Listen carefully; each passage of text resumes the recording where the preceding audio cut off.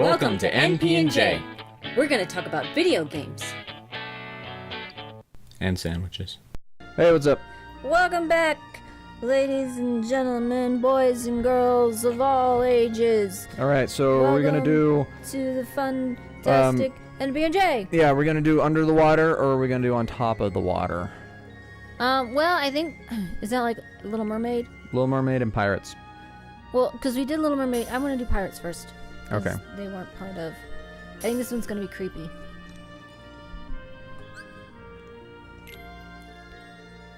A little bit creepy. Abner laid on Nikki's leg, and I was eating cheddar broccoli, which is delicious if you've never had it. And it was like right there, and Abner leaned his little nose out and sniffed at it, and then he started like licking his tongue. He's weird sometimes with his tongue. He makes me think of a snake, where, you know, he smells with it or something. He'll like just start licking. And I know he's just trying to catch the scents in the air. It seems like he's so funny. What are we doing? We're doing the stupid gummy ship thing. Okay. Well, it was just a lot of build up for, like... Well, yeah, there's always the cutscene, and most of the time I skip through it. I just forgot to skip through it. Mm-hmm. Teenage ship file alongside a gummy ship. Okay. So, they're the meat shield? Kind of. I don't know. Is that like a froggy thing? Sure. Weird looking. Oh, it's not a froggy thing. Playing Star Fox at this point. Mm-hmm.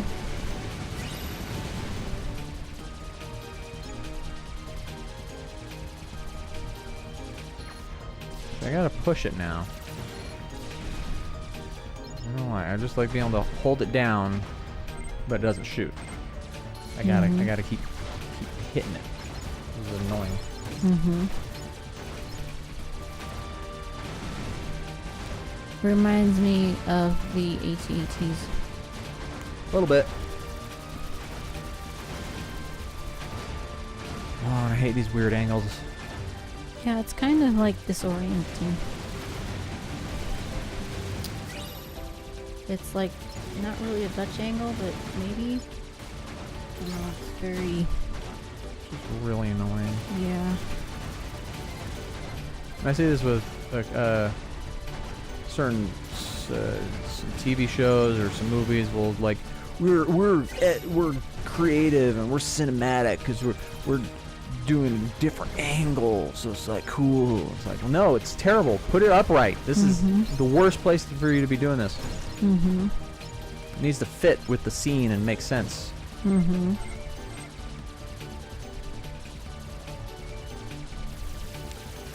Holy cow. Yeah, my thumb's getting tired. It's like a little dragonfly little thing.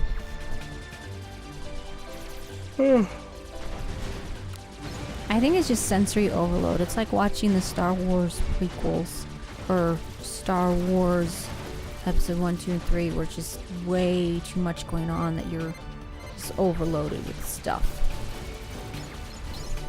Yeah, kinda. I never really got overloaded with that. I just thought, I'm like, well, this is stupid. No, like because like when you go to the city and you go to this, it's just like, you know, more was not more, or, you know, less is more is the same, but more is more. I think that problem existed more with the originals, that he just added the special editions where he put in all the special effects and he put too much on the screen. I think that makes more sense, because I didn't really notice a lot with the prequels that were like, oh, there's too much going on. Oh, blah, blah, blah. And 1, 2, and 3? Yeah. Like when they're in the city and there's 5,000 cars and things going on, and it's just the scene. Yeah, and I hated it when he added stuff into the original trilogy, as well. Just because it's not broke. Don't fix it. It's fine. Yeah. I still gotta watch the original ones that I have on my thumb drive. Yes, we should find a time to do that. Yeah. Yeah, I had a coworker who had a teacher that somehow had the original, you know, pre-touched up, pre-Lucas-fied original trilogy. Which there are some changes that were good, because I think they usually have like English language and they put like the, you know, the alien language, and there were some little things that were good changes, but there were a lot of things like all the stuff in This place is kinda different. all the little creatures they added in that kind of just were in the way. Didn't need them. Yeah.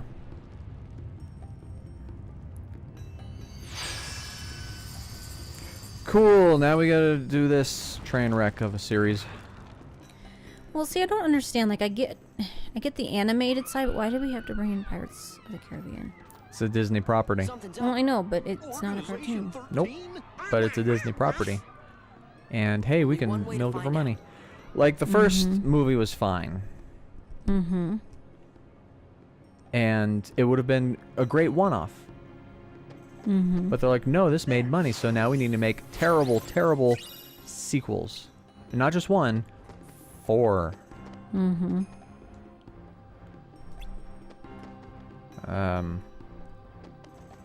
And it really bothered me how bad they were. Like, in the second one, you just had drama contrived for the sake of drama. Mm-hmm. The third one, they got too anime, I guess. Like, because the fights and the choreography got way too big and extravagant for what the genre, because it was pirates with a sense of a little bit of a supernatural feel to it, not some big epic action set piece, you know. Especially where they're swirling around the whirlpool on the ships. It's like, no, normal people be like, oh my gosh, we're dying, and then they die. You know. Oh, wow, creepy. Put on it. We are neither among the living nor And then the fourth one, where they didn't even have the main cast because they're like, this is terrible, we're done. And then they just gave Johnny a butt ton of money to come back in the fifth one. And I it's haven't just, seen the fifth one. yeah, it was where they're getting the trident, Nope, haven't seen it. Poseidon's trident, and Whoa, now I get what you were saying. Yeah, it's just like they had the whole like goddess thing, and then Well, she if got you big, see and then two that was it. doofuses She was and a gone. rat holding a You know that keyblade, I don't know. steer There's a lot clear. of They got you a just kind yeah of got too magic big. that don't belong in this world, see? I would like a And different nobody story. knows what it'll 'Cause I do like to the ya. yeah. characters. Well, I mean, if they kept it simple, it probably would have been fine. But then they're like, oh, we have the Kraken, and Bosa, you see. now we have the underworld, See and there? just like I they knew went it. way overboard on the Those supernatural folks feel, I was telling you about. which was a bit Who are much. you calling punks? It's like the first one makes sense. It was a Sora, Donald, curse. and Goofy to you. Okay, curse. Don't you Oh, there's a forget cure for the curse. Put the coin back. Great. And we'll engrave it on your But tombstone. you know, now you have all these other things where then you get convoluted rules, and Style. I don't know. Man, half of you stay here and indulge these cullies. The rest, bring me that medallion. Aye. I like how out of place Pete looks. I know. Oh, we only get to stomp on a few of you? They didn't even, you know, dress us up to fit the setting. Which aren't they were supposed to. The world, blah blah. They made such a big deal about it. Information. Fight the pirates. That's all you do. You just fight them. You don't need to beat them. You don't need to save anyone. Just fight them. And when you're done fighting them, then you win. Well, that was a short fight. We just had to fight them. It wasn't No defeat use. them. We can't beat them. Aye, what do you expect? The moon that shows us. You best be saying your prayers. Hey, watch out, they could see you. Stay away from their magic. What for? Weren't you listening to me before? Hey, Pete, thanks for the tip. So beat them with magic. I guess. Information. Defeat the pirates. Now you can defeat them. Yeah, but now I don't need to use the magic. Yeah, right. I'm guessing they're more susceptible to magic, but I can still hurt them with the sword, so it's kind of like, what's the, what? You know? It's like, why tell us that tip and have the regular thing be effective? If you wanted me to use magic, let me figure it out. Don't tell me. Well, they gotta hold your hand. Yeah, that's a modern day video game trope. Mm-hmm. Wow, Goofy's down. Oh, and Donald. Yeah, that's something that I don't like about a lot of the newer Mario games either. It's like old school Mario, Nintendo, Super Nintendo. You just jump in there and you have to play it. If Pete's here, that must. Yep. And that pirate captain looked pretty mean too. Man, I'd hate to see him turn into a Heartless.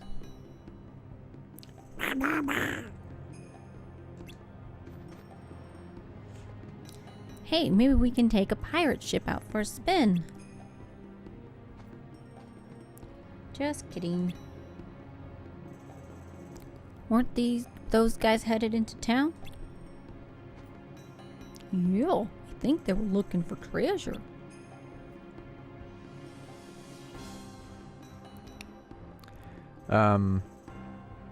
Because the newer stuff, like I've been watching Game Grumps play the Super Mario Brothers Wii U, whatever. Mm-hmm.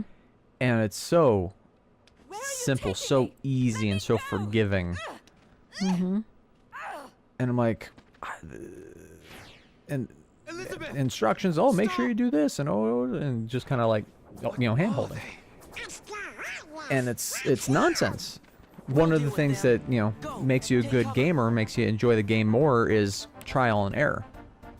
You play, you figure it out. And the like Super Mario World for the Super Nintendo was a great game. It was just challenging enough where it wasn't boring, but it was easy enough that you could understand and figure stuff out on your own. Mm-hmm. I always loved the hidden mushrooms in this, that you had to just know where to get that extra life.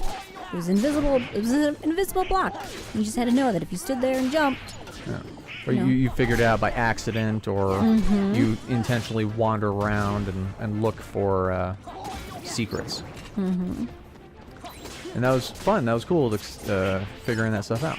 Yeah, I always loved Super Mario. Like, you can go this way in this level and make it all the way up to 8 if you wanted to, or I would always stop off at 6 because that was my favorite level.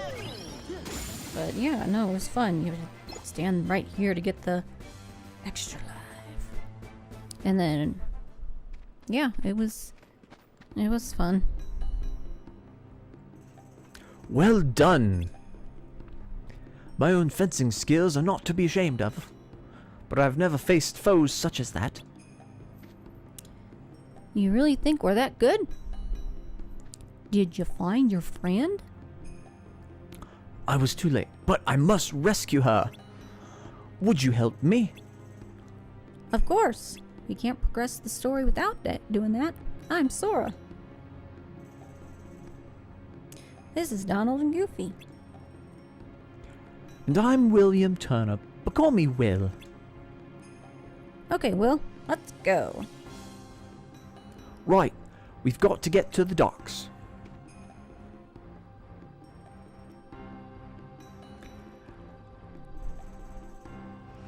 And it's strange too, because like some of the first movies of certain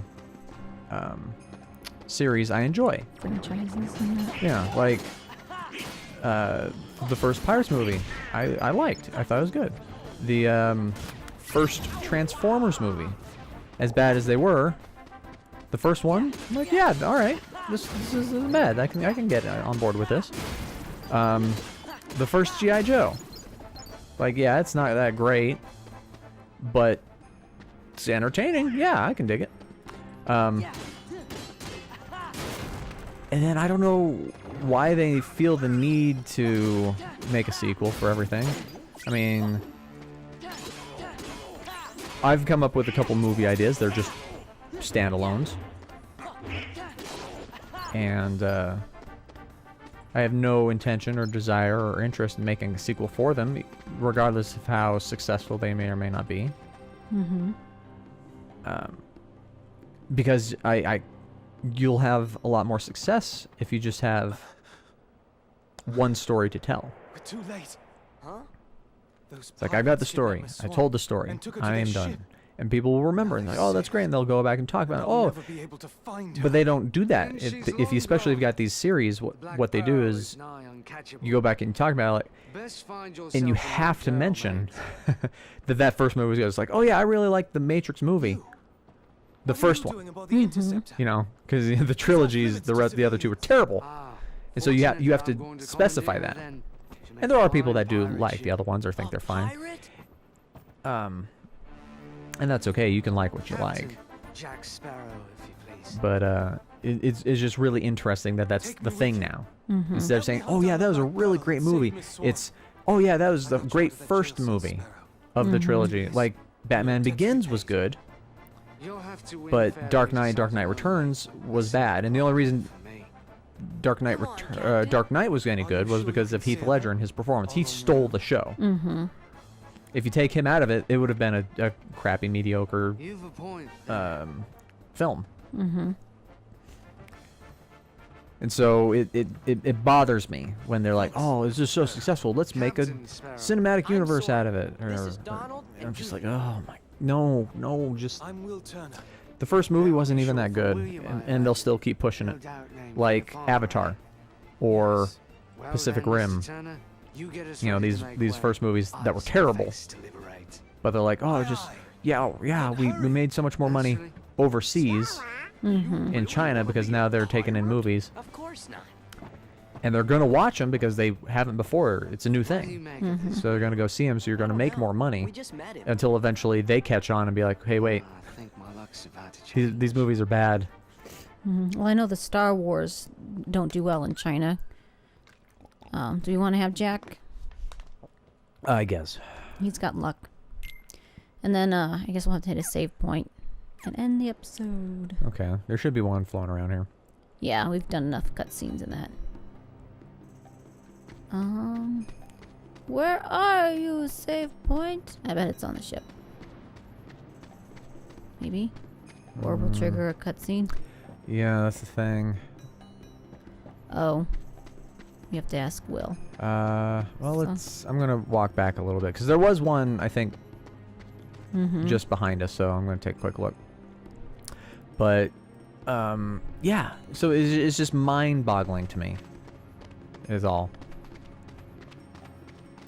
And I get it, because Hollywood has to play it safe because they don't want to invest, you know, $20-30 million in a movie and then lose all of it and not make any of it back. Yeah, well, so I get that. They do that already with regular properties and and IPs that they know have a fan base, and they know that they've done before, and they're like, oh, we should do this because it's a safe bet. But they still lose all of their money because of it. It's like, because we don't want that, you know? Like a couple of the Disney movies. What was the other one with Johnny Depp and the Lone Rider or whatever it was, right? Yeah, the Lone Ranger. Lone Ranger, yeah. So it's you know, it's things like that. It's like, yeah, there was a fan base for it before, but we don't want, or yeah, I could keep going. Anyway, we gotta let you go. And you can always comment and let us know what you think. Have a great day. Ciao. Bye. Snip. Snip. Transition noises. Ta-da! Oh no, it's gonna rain.